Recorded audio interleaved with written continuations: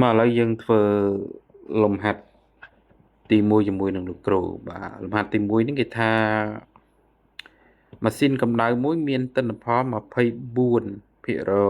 បានបំពេញកំមន់1250ស៊ូលដោយសន្មតម៉ាស៊ីននេះជាម៉ាស៊ីន EDL អញ្ចឹង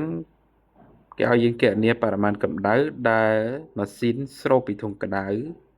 ហើយមួយទៀតគណនាបរិមាណកម្ដៅដែលម៉ាស៊ីនផ្ដល់ឲ្យធុងត្រជាក់អញ្ចឹងយើងបានដឹងហើយថាការគណនារកបរិមាណកម្ដៅស្រូបពីធុងក្ដៅយើងអាចប្រើប្រាស់តាមរូបមន្តអីខ្លះអញ្ចឹងឥឡូវអក្សរកគឺគណនា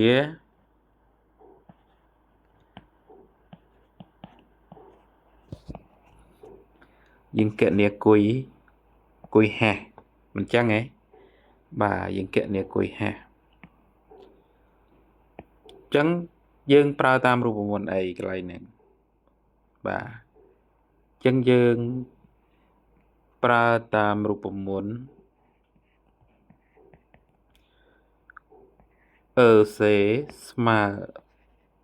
WM នៅលើគុយហេះអញ្ចឹងនៅពេលដែល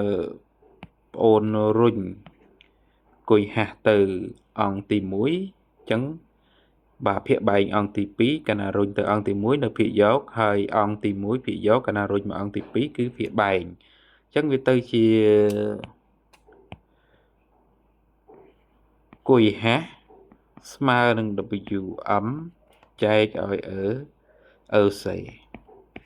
ហើយយើងដឹងហើយថា WM គឺស្មើនឹងបាទ1250ស៊ូលហើយនឹង EC ស្មើនឹង24%បាទស្មើនឹង 0.24 អញ្ចឹងយើងអាចគណនារកគុយហេះបានគឺស្មើនឹងបាទ1250ចែកឲ្យ 0.24 ចឹងយើងសាកល្បងចែកលេខនឹងមើលបាទតើស្មើមែនណា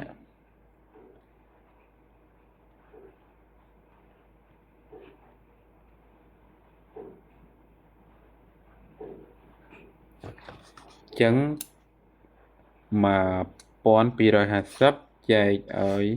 0.24 បាទចឹងឃើញ5បា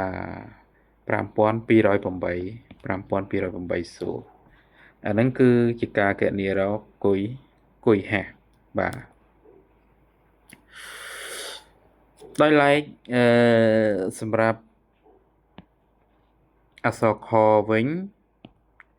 បាទគណនាគុយសេវិញចឹងនៅក្នុងការគណនាគុយសេយើងអាចប្រើប្រាស់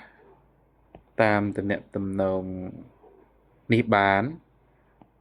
បាទគុយហេះស្មើនឹង WM បូកគុយសេចឹងកន្លែងហ្នឹងនាំឲ្យយើងបានគុយសេស្មើនឹងគុយហេះដក WM ហើយគុយហេះរបស់យើងគឺ5208ដក WM របស់យើងគឺ1250អញ្ចឹងចម្លើយឃើញមែន